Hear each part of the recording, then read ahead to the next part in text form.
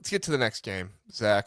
USC is favored over Nebraska. USC on the road favored over Nebraska on FanDuel. USC is favored by 6.5. The over/under, a lot of offensive explosion looking like in this game, is set Yeah, at high. 59. Yeah, 59.5 for this one. It's not quite over 60, but definitely a game that it looks like they think the offense is going to explode out there. So I'm excited to see this game. Jaden Mayava, how does Dylan Raiola bounce back? Didn't have a bad game, but just didn't have as much production as we've kind of been used to from him. Emmitt Johnson has been spectacular the last few weeks. Not really against Minnesota, but before that, he's been really, really good lately with trying to, work more and be more of a workhorse back for this team. So I'm excited to see what this Nebraska team does. I'm also excited to see USC coming off the bye, see how they respond. They just Mhm. went through a heartbreaking loss against Notre Dame. They're on the road again this time. USC has struggled on the road this year, losing to Illinois, losing to Notre Dame. Those are not bad teams to lose to, but if USC wants to come out and have an 8-9 win season, they're going to have to win some of these road games. We'll see if they can get it done here as they are favored by almost a touchdown. Zach, what are your thoughts on the game and what position battle are you watching?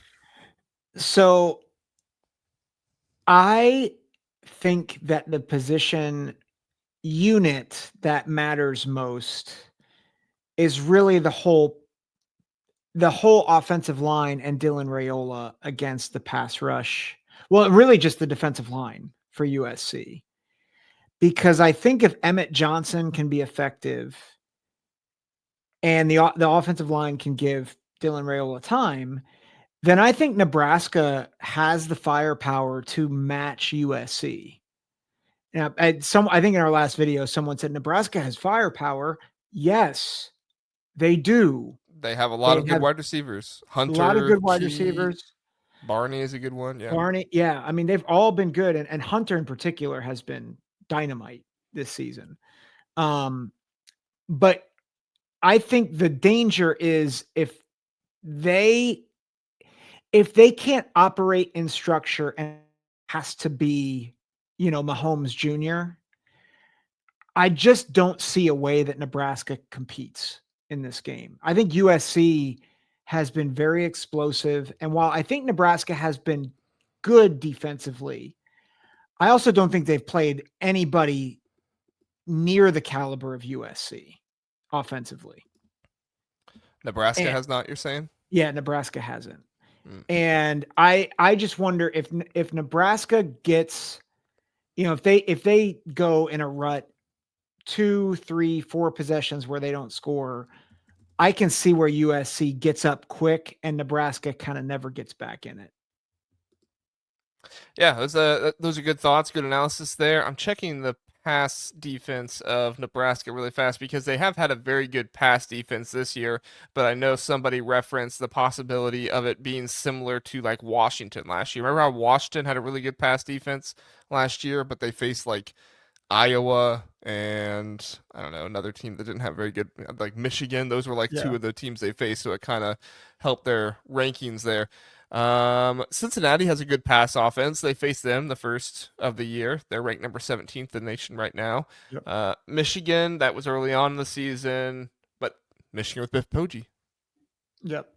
So, Yeah. Michigan State at Maryland at Minnesota Northwestern. Yeah, probably your best pass offense in there is probably Maryland facing them, and they did give up 250 yards, one touchdown, no interceptions in that one.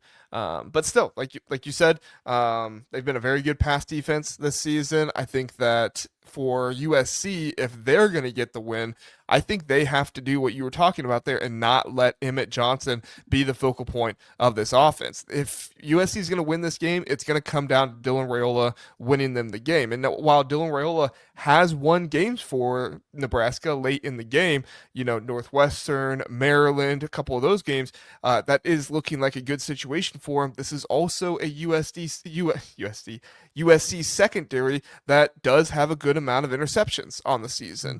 Mhm. The Northwestern game for Dylan Raiola was the first game since Houston Christian that Dylan Raiola had less than 30 dropbacks in the pocket.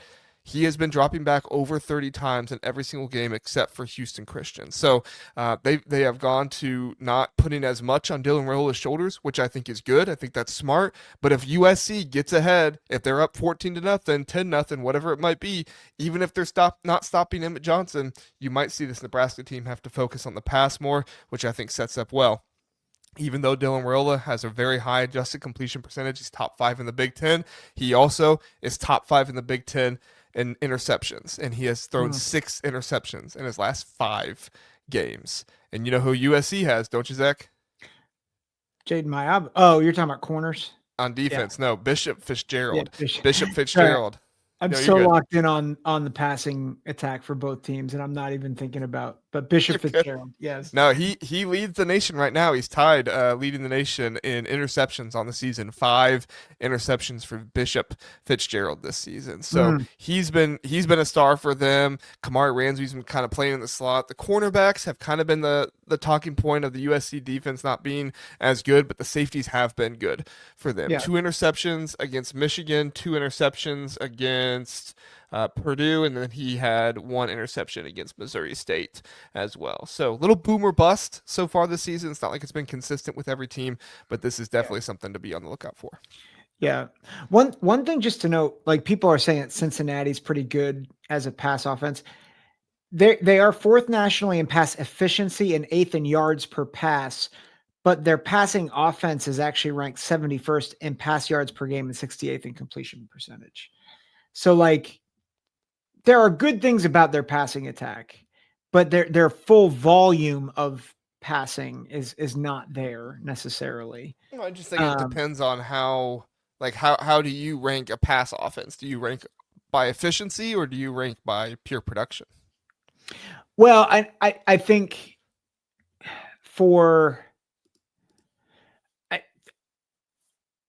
I might say is that for it really doesn't matter what you value. It's more thinking why was Nebraska able to limit Cincinnati? And what was the reason? And part of it was Sorsby found yards other ways in running the ball. He was a dual threat guy, which is not to say that they didn't shut him down, but I just think it's helpful. Like while they are efficient, they also their volume is not as high. So I think that's just something to consider. USC's volume, very high. Yeah. Jaden Mayava's receivers are a couple levels maybe or more better than Cincinnati. Oh, yeah. Way better, in my opinion. Mekhi Lemon is one of the best receivers in the country right now. Jacoby Lane's been hurt a little bit, but every time he's been in there, he's been a factor as well. You got one of the best receiving duos in the Big Ten, if not in the nation, right there with those 2 guys. So my other question that I want to see from USC, and feel free to answer if you'd like, Zach, but I want to know which USC defense are we going to get, because the USC offense can come out and have a fast start, and if they do, that's really good for them. But this USC defense was actually really good at stopping the run so far this season. Remember Michigan, the game that everybody points to and says Michigan isn't good because of it? They only allowed Michigan to have 109 yards rushing in that game. Yes, it was without Justice Haynes, but still, USC bullied Michigan in that game. Against Illinois, Illinois had 171 rushing yards, but only 1 touchdown. That was the best any team has rushed against USC this season. And once again, USC was on the road. And USC also had a number of players that were kind of sick in that game. It's not an excuse, but it is something to reference. And so who knows, what kind of team are we going to see? The only thing holding them back is last week or 2 weeks ago against Notre Dame, where Jeremiah Love and Jadarian Price just ran wild, over 300 yards rushing, 3 touchdowns on the ground that game. So which one are we going to see? Are we going to see the Russian defense that was against Michigan at home, or are we going to see more of the same on the road that we saw against Illinois and Notre Dame? I am inclined to think that you're going to see more of good USC run defense. And I think it's because unlike Michigan and Notre Dame, who have, I think, 2 of the better run-oriented offensive lines, I don't think Nebraska's is great. And I think we've pointed that out several times, that when they are able to get a push, like Emmitt Johnson's had I think a really good year, but when has he struggled? against more physical teams. And I think USC's defense is better than people give it credit for. And I just don't love this matchup. So I Yeah, can go go ahead, ahead. go ahead with your prediction. Yeah. Yeah. So I actually think this is a fairly sizable mismatch. And I've got USC 38, Nebraska 20. Wow. Big win for USC Yeah. then on the Yeah. road. That would really set a statement for their kind of road woes. It sent a statement for road woes, but I think it would also send a statement that USC is not is what they're ranked, what, 23rd right now? Yeah. Yeah, I think it would send a message that they're actually like a top 15 team. I mean, they should be already, in my opinion. I know they've Oh, lost two absolutely. games, but yeah, I mean, I don't at the very least top 20 in my opinion, but they've been down on USC. The AP voters have this entire time, so I don't I don't know what you want to do about it. Sometimes when it's just they're down on a team the entire year, it is what it is. So I have it closer than you, but I do have USC pulling it out. I have USC winning this one 27-24. I don't know if they Ooh. completely shut down Nebraska's run game, but I do think that they are going to, give them a good battle. And I think that Nebraska rushes for less than 150 yards in this game, and Dylan Raiola is forced to, drop back more. You might see some interceptions by this USC defense, but ultimately, I think Nebraska's defense is going to play well in this one, and they're going to hold the passing attack of USC, not completely, but they're going to hold them, and then they're going to hold them in the red zone as well. The Northwestern did score 21.